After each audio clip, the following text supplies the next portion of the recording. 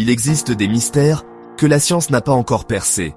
Non pas par manque de curiosité, mais parce que certaines questions nous dépassent encore. Qu'est-ce que le temps, par exemple? Je le ressens, je le mesure, je vois les secondes s'écouler.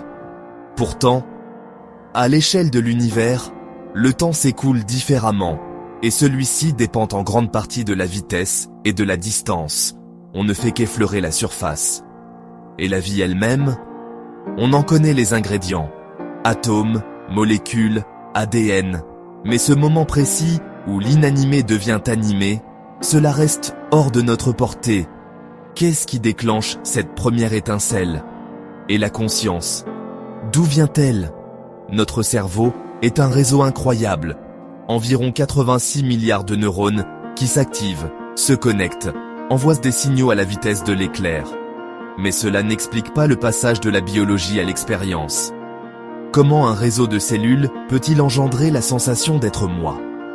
La conscience est-elle un simple effet secondaire d'un cerveau complexe? Ou est-elle plus profonde, peut-être même tissée dans la trame de l'univers?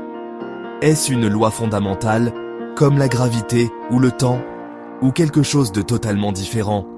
Une chose est sûre, plus on apprend, plus on réalise combien on ne sait pas. Imaginez, l'univers observable s'étend sur environ 93 milliards d'années-lumière. La lumière elle-même parcourt 300 000 km par seconde, ce qui paraît une vitesse phénoménale, mais n'est rien face à cette immensité. Il existe 2000 milliards de galaxies dans l'univers observable, chacune contenant des centaines de milliards d'étoiles, et potentiellement des milliards de planètes. Quand nous prenons du recul et que nous regardons ces chiffres, c'est évident.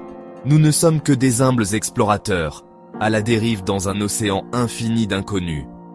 Peut-être que les vérités les plus profondes ne se cachent pas dans ce que nous savons, mais dans tout ce que nous ignorons. Alors, il faut continuer à questionner, continuer à explorer. Parce que parfois, les plus grands mystères se trouvent précisément là où on s'y attend le moins.